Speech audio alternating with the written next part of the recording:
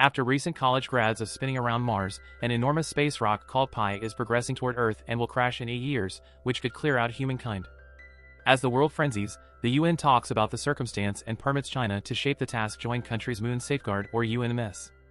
The arrangement is to make a tremendous base on the Moon, fabricate a very atomic weapon called inestimable striking sledges, utilize this weapon to obliterate Pi, and utilize the Moon's circle as a safeguard to save Earth from the subsequent trash.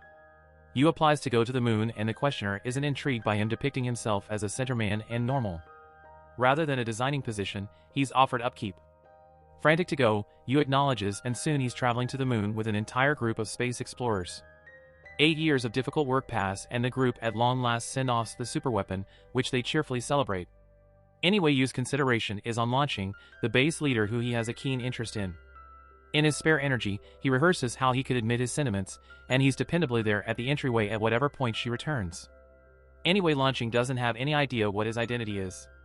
In a little while, Yu stays in his room paying attention to music while attempting to compose a decent admission letter. In the interim, launching gets horrendous news. A sun-powered storm has made one of the rockets go off kilter and some space rock garbage has gotten away from the lunar circle.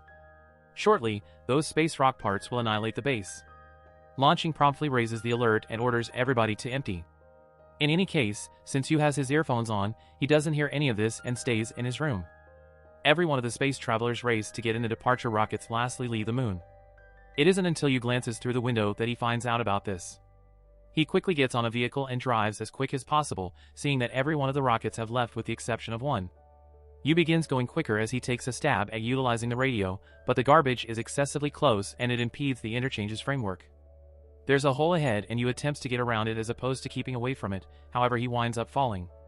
At that point, launching dispatches the last rocket, leaving Yu abandoned on the Moon.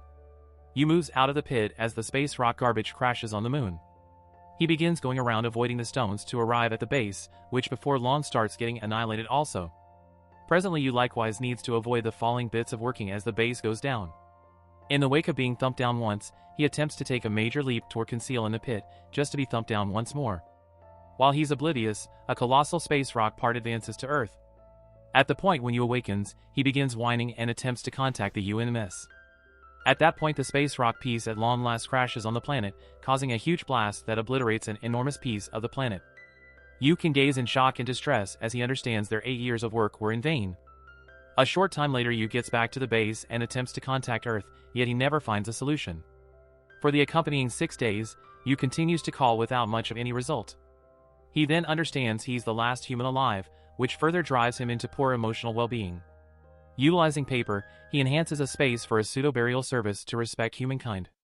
The base actually has food to take care of 300 individuals and will last him a day-to-day existence time, so Yu concludes he'll do what he's for a long while been itching to do. First, he attempts to get into Launching's room, however he can't figure the right secret key.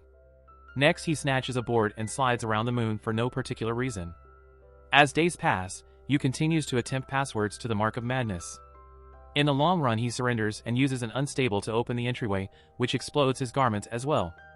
Since he approaches Launching's uniform, she makes a figure of her and readies an entire supper with heartfelt music to admit his sentiments. He even begins kissing the figure, uninformed he's being watched. It turns out there are survivors on the planet and presently Launching is humiliated before her associates.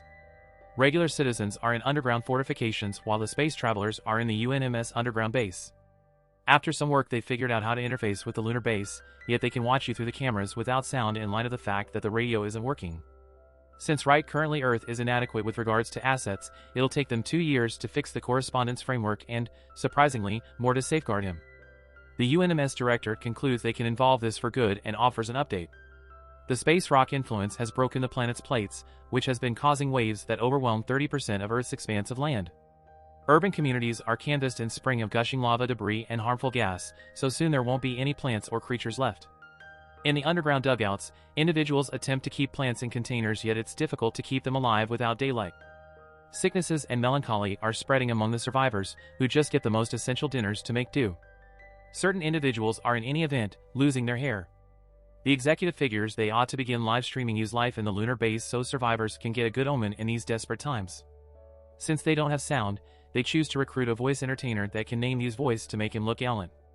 Launching makes a declaration through the speakers to tell every one of the survivors that they found a man on the Moon and that the stream will begin in 30 days. Certain individuals don't trust it and dubiously vanish. Half a month after the fact, Yu is in a profound burdensome state and chooses to self-erase. He advances toward the distribution center to get a few medication to get everything taken care of and finds an open food bundle in the hallway that he didn't drop. Yu opens the distribution center entryway and is stunned to see a delightful figure resting. Believing it's a lady, Yu begins being a tease as he draws nearer, just to find it's really a kangaroo abandoned by the examination division. Simultaneously, launching begins the livestream, so the primary thing everybody on Earth sees on the screen is Top Dog Kangaroo. The voice entertainer they recruited shouts, "What a fabulous day," making it seem as though the kangaroo talked. To apologize for his misstep, the entertainer attempts to play his woodwind, yet that just gets impounded. Fortunately, the survivors expect the sound is deferred and don't think the kangaroo is really talking, so launching concludes they'll cause the voice entertainer to describe all things being equal. On the lunar base, Yu peruses the exploration with respect to Kong, learning he's forceful and avaricious, which is the reason he's been assaulting the storeroom.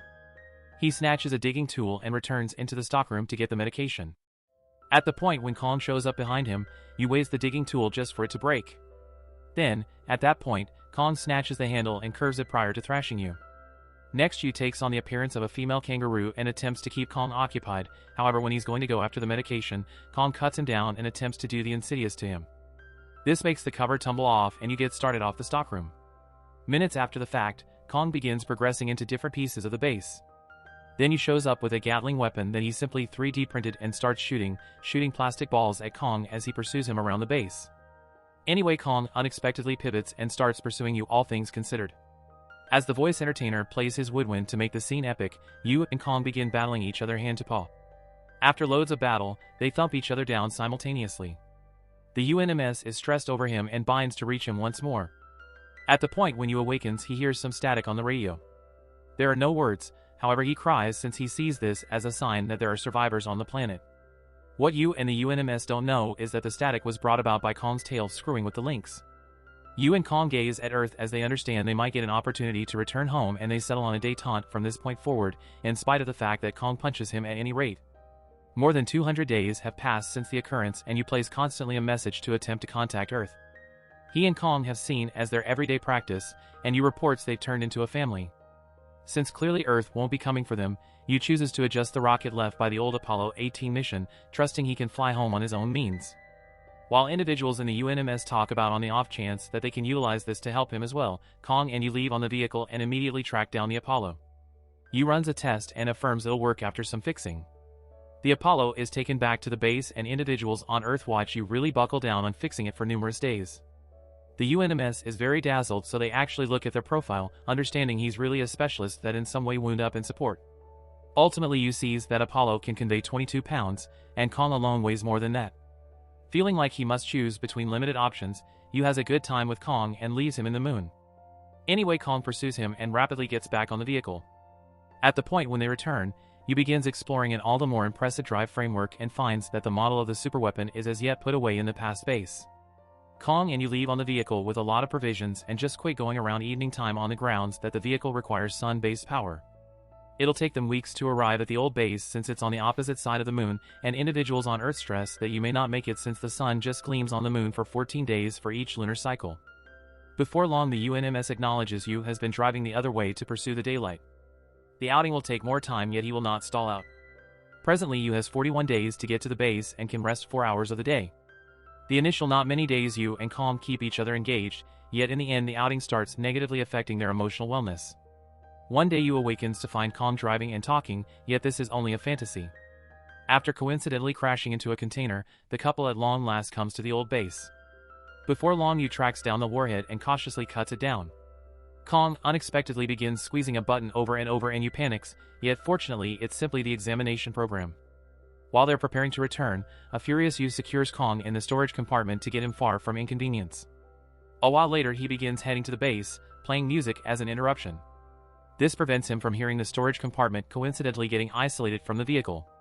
Hundreds of miles later, Yu at last notification the missing trunk, however returning for Kong would mean missing the daylight. At first Yu drives away, yet in the end the responsibility is excessively and he returns to save Kong. As everybody on Earth praise this choice, a blissful Kong licks Yu to say thanks to him. In the UNMS, launching orders the whole group to figure out how to contact an old lunar canine that was abandoned by another mission, which ideally could help Yu. Simultaneously, Yu and Kong continue to drive ceaselessly to rest, any other way they'll miss daylight. In the wake of remaining alert for more than 50 hours, they notice that the daylight is abandoning them, however they don't surrender and accelerate. The temperature begins decreasing and Yu needs to switch on the intensity not to stick to death, which consumes the vehicle's battery significantly quicker. With simply 35 miles left to the base, the battery at last kicks the bucket and the vehicle stops. Yu surrenders and emerges to hang tight for the end. In the UNMS, the group at long last gets the K9 to begin moving, yet entirely it's still excessively far away. They have a go at taking a leap over a cavity as an easy route, just for the K9 to fall and break. Back to Yu, he continues contemplating launching while at the same time gazing at her image on a mirror. Kong begins pursuing the mirrored light like a feline, giving Yu a thought. He rips off the vehicle's entryway and utilizes his instruments to change it into a sled, which he connects to Kong. Then, at that point, Yu streaks the light in front of them and Kong begins pursuing it, moving the sled through the moon's surface. In the long run they find a major gorge and Yu takes Kong leap across it while enacting a few fuel tanks that give them the vital impetus to come to the opposite side. Everybody on Earth celebrates with trust and fervor, and there's an honor prepared for Yu for when he returns. People acquire trust and really buckle down on fixing structures while indications of Yu and Kong adorn the shelters. On account of this difficult work, the UNMS just necessitates 3 months to recover interchanges with the lunar base.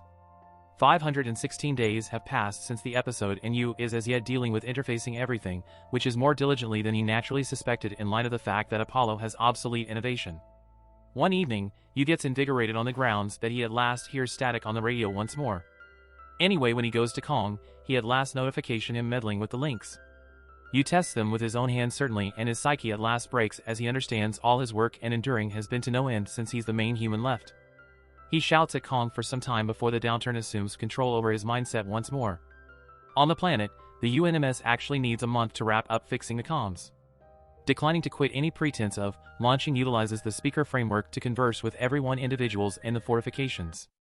He concedes Yu isn't a legend, he's a typical man they abandoned unintentionally. Yet, he's been striving to be a legend for an entire year, so he merits individuals to help him consequently.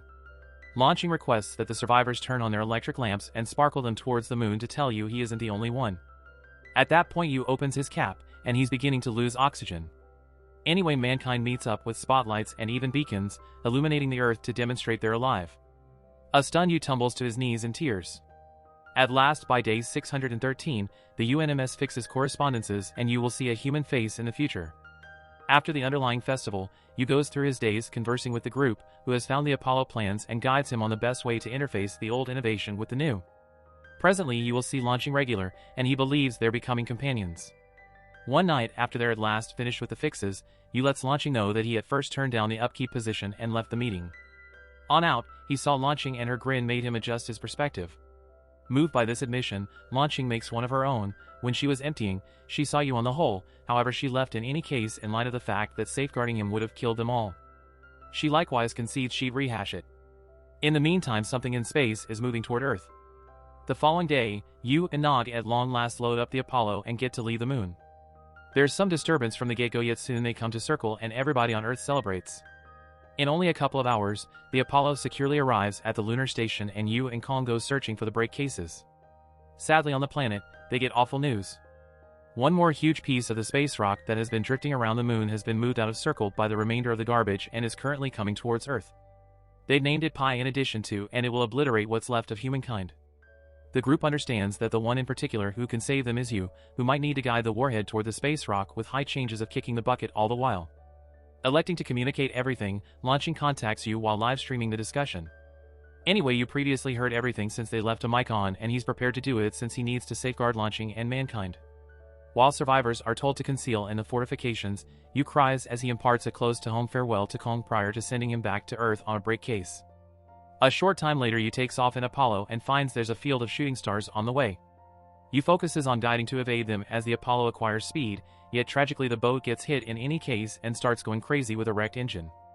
Yu doesn't have the foggiest idea what to do, yet fortunately Launching has an arrangement. He should open the entryway so the depressurization can make up for the turn energy. Tragically the entryway is stuck, so Yu begins kicking the lid until it opens. This actually makes the Apollo stop. At that point Yu sees the boat's motor drifting ceaselessly, meaning the Apollo doesn't have power. He must choose the option to move the warhead physically, yet prior to leaving, Yu tells Launching he doesn't fault her for abandoning him and asks her to livestream his last second. Then Yu leaves the boat and prepares the warhead while offering a sincere discourse as his farewell to humankind. Everybody on Earth cries as Yu utilizes his jetpack to direct the warhead toward the space rock. While Kong's unit lands in the sea, Yu sings during his last minutes. The tension of the space rock obliterates his suit, yet Yu doesn't surrender, and when he's sufficiently nearby, he requests that a crying launching enact the dangerous. A colossal blast obliterates the space rock, and every one of the survivors emerge from their dugouts to watch the shooting star shower that represents their protected, yet in addition that Yu is dead. More than a decade pass and mankind has been really buckling down on reconstructing Earth to make it delightful once more. There's something else to do, however presently they can be outside in the natural air. The executive has resigned, and Kong has a sculpture in his honor. He likewise lives with different kangaroos in a save. In the interim, launching flies with another gathering of space explorers to the moon to tidy up the old base. There she envisions that Yu is close by watching the remaining parts of Pi in addition to framing a planetary ring around Earth.